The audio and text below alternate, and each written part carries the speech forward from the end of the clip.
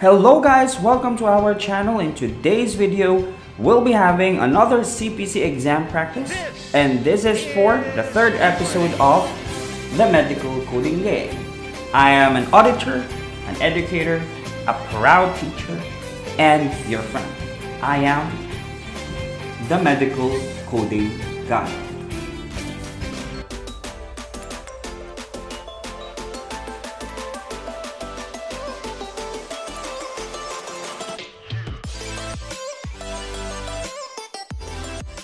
So far, we have finished 2 categories for this game, and the third category we'll be having is your bone and tone, all about musculoskeletal system. Alright, so are you guys ready?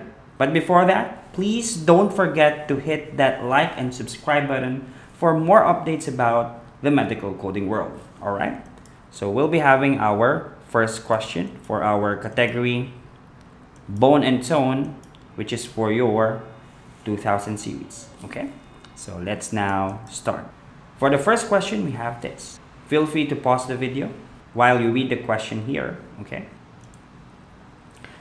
Which of the following is not true about cast application in musculoskeletal system in the CPT coding? Timer starts now.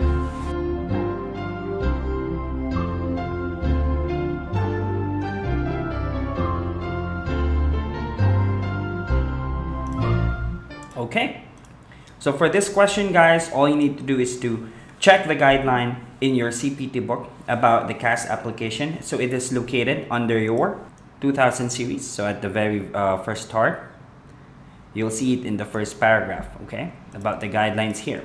All right, so the key technique for your musculoskeletal system is familiarize yourself with the muscle and the skeletal system, okay? So you have some pictures of your bones right here. If in case you get lost and you forgot where's the location of that specific bone, all right, and you have the muscles right here, all right, so you can find this in your CPT book. But here, guys, you see under your musculoskeletal system guidelines, in the first few paragraphs, you will see here the guidelines for your cast application and splint and traction device. Okay, as you can see here, guys, the application and removal of the first cast, splint, or traction device is already included with your musculoskeletal system codes. Okay, so basically in this question, you just have to check for the statement that is not true about this application. All right, so letter A, all services that appear in the musculoskeletal system already includes those things when performed. So this is correct. So this is not the answer we're looking for. All right. Letter B, code the cast application if a cast is removed by someone other than the physician. So as you can see in this guideline, if it's done by someone other than the surgeon, right, or the treating physician for the cast application, then you can code it separately. All right, so please take notes. So this one is also out. Let's go to letter C. Do not code the cast application if a cast is removed by someone other than the physician. So this is exactly the opposite of your letter B. We'll just choose between B and C here. But since letter B is a true statement, all right, the answer for this question is letter C. You can report subsequent replacement, yes, for the cast or splint application during the global period. All right, so the answer for this question is letter C. Please take note, it's very vital for you to understand this particular guideline here about your cast application. All right, especially if you have questions, let's say a fracture treatment, all right, wherein the cast application was also done. You should not code your cast application if it's done by the same doctor in the same episode. Okay, let's now proceed to your next question. All right, number 2 for $400. All right, Pingoy Estrada is an actor who fell down accidentally during an action film rehearsal. Femoral shaft fracture is treated via subtrochanteric approach with an open reduction of the right femur with screws implanted. The surgeon placed a splint afterwards. Please answer.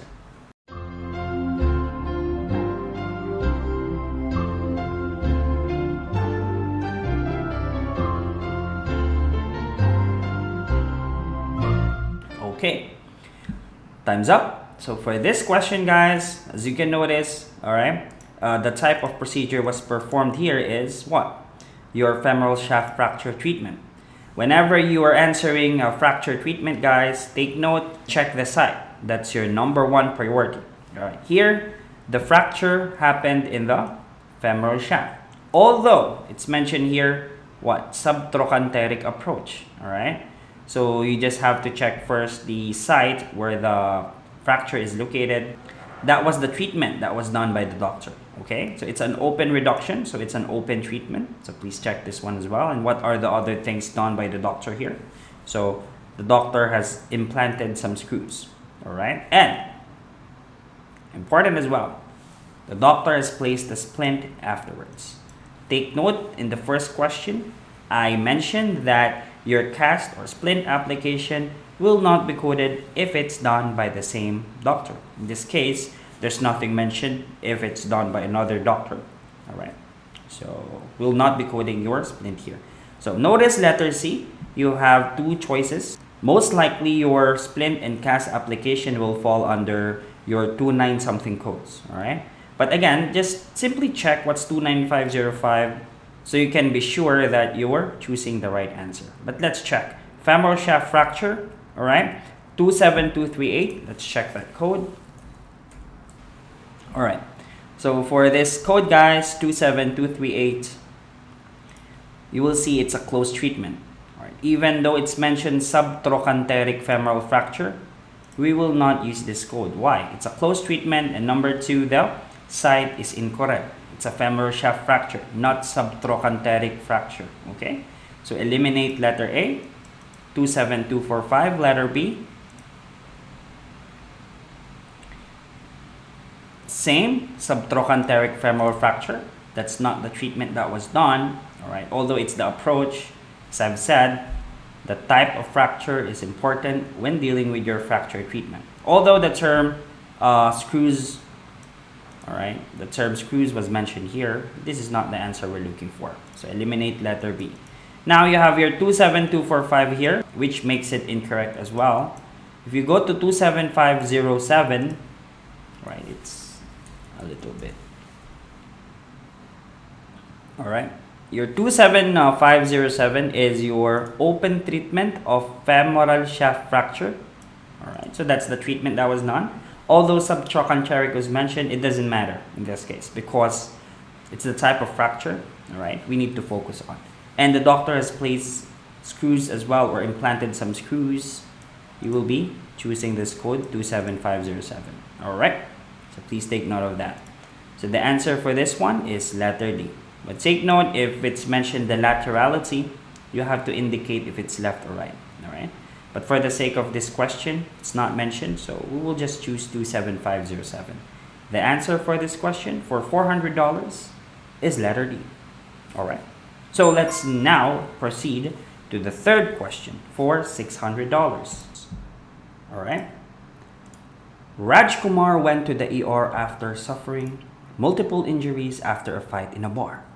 The provider noted he has a lacerated right upper arm and cheek. He also noted that the patient has abrasion in his right upper arm. What are the ICD-10-CM codes you will report for this visit? Timer starts now.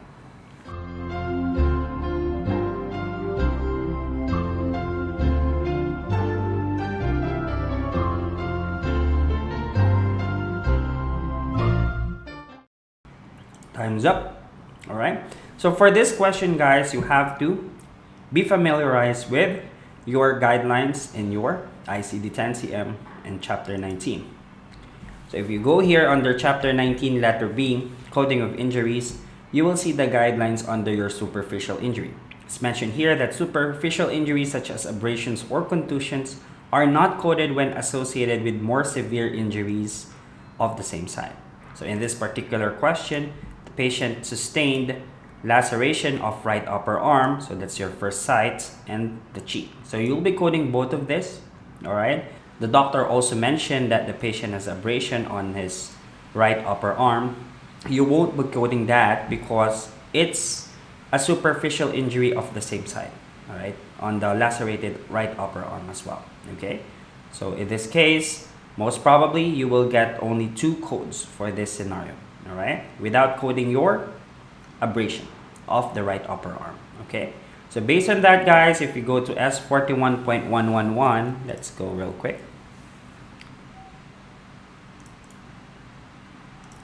S41.111A, so that's the 7th character. Laceration without foreign body of the right upper arm, so this is correct. All right, but you don't want to code your abrasion here anymore. Okay, so next is your laceration of the cheek. So S01.411.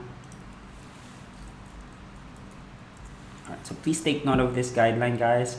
A lot of students are missing this question because, again, they think that abrasion can be coded. But take note, if it's a superficial injury of the same side, alright, do not code it anymore. Alright, let's say a patient has fracture, let's say here in the forearm, and there's also a superficial injury on the same side. So please do not code the superficial injury anymore if it's located on the same side. All right, so it's mentioned here laceration without foreign body of the right cheek. All right, so again, we will be choosing that letter C. All right, so again, we can say that this is the right cheek as well. It's mentioned right upper arm and cheek, so we can say that this is also right cheek, but it's always better for us to put here right for it to be more specific. Okay, so the answer for this question is letter C. Take note of that. All right, congratulations for the $600 question. We'll now proceed to the next one. All right, timer starts. Anushka was diagnosed with carpal tunnel syndrome. She presents today for injection of the right carpal. A needle is inserted to palmaris longus. The combination of 2 cc of lidocaine and 30 milligrams of Canalog 10 is injected slowly along the median nerve. The injection area is cleansed. What codes are reported? So here, guys, you need to check both the CPT code and the HCPCS level 2 code. Timer starts now.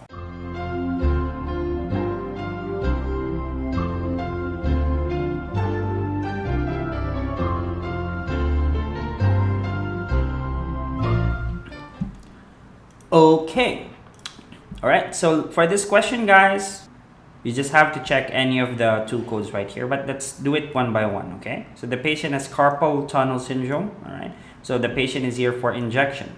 All right, so for the right carpal.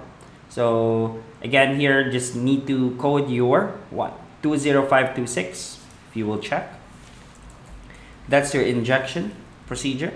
All right, for carpal tunnel. All right, let's check. So it's mentioned here, injection, therapeutic, local anesthetic, or steroid for the carpal tunnel. So this is the code that we'll be having for this case. All right, very easy. Eliminate A and D. All right, those are not the procedure that was done for this patient. All right, so here you have your HCPCS level 2 code. So all you need to do is to go to J3301, or you can check your HCPCS level 2 index and locate your Canalog 10. Lidocaine will not be coded here because it's the anesthetic agent. All right, so the Canalog 10 is the medicine that was given towards the patient. So let's go to your J3301. So you have your injection, triamcinolone acetonide. Although it's not mentioned in the main description, that particular medicine, okay, it's mentioned here below the term Canalog. Okay, so we can use this one. Yes. All right. So here, 10 milligrams. So in the scenario, you have your 30 milligrams here. So just multiply it by 3 to get your 30 milligrams, because here you only have your 10 milligrams. So that's how you will use your HCPCS level 2 code in this kind of scenarios. Okay, so please take notes. So you have your times 3 here. We'll choose letter C for this case, not your times 30, because times 30 will make it 300. Or, sorry, yeah, we'll make it 300, but you only have 30 milligrams here. So there's going to be a little bit of mathematics, all right, simple mathematics included in this kind of question, but just relax. It will not be as difficult as possible, all right. Letter C. Congratulations, that's your 4th question for $800. We'll now proceed to the next question for $1,000, all right. A 49-year-old patient came to the hospital for a scheduled operation for his mass of the left upper arm. Soft tissue dissection was done through the muscle. Upon dissection, a 2.5 cm mass was noted, which appeared to be benign in nature. This mass was excised and sent to pathology. The wound was irrigated and repaired. What CPT code is reported? Timer starts now.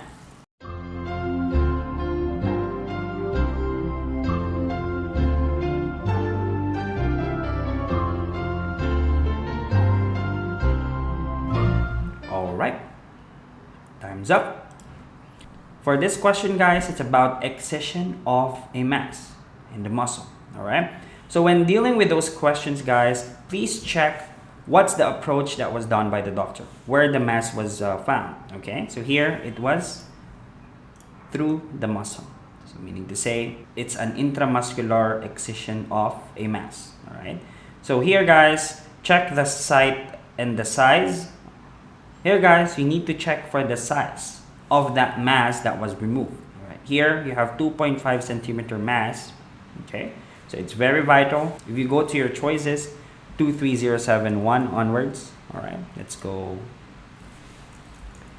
Site and size. So those are the two important factors when dealing with your excision of mass in the musculoskeletal system. All right. In your 23066, it's only biopsy. So that one is out. If you go and check letter A, 23071. All right. Excision of tumor, but this is subcutaneous technique. All right. So again, it's mentioned intramuscular muscle, right? So you will not be choosing these two codes right here. So if you go to 23076, intramuscular excision of tumor or soft tissue of the shoulder area. So you have less than 5 cm. What's the size? 2.5 centimeters. Okay.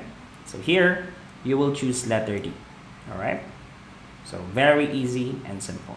All right. Although in the musculoskeletal system, guys, you will see lengthy questions. So please be aware of the techniques that you need to use and relax.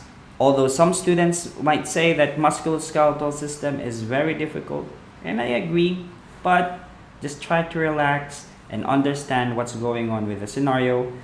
Check your techniques, check the most important guidelines, check the site, check the size of the lesion if it's going to be removable, check the fracture site. All right. So those are the things that you need for your musculoskeletal system coding. Okay. So congratulations. That's your $1,000 question. And that's it for today, guys. And we'll be having the next episode for your 3000 series for respiratory system and cardiovascular system. All right. Watch out for this next episode. That's it for today, guys. So long. Always remember, without knowledge, there is no power. Have a nice day.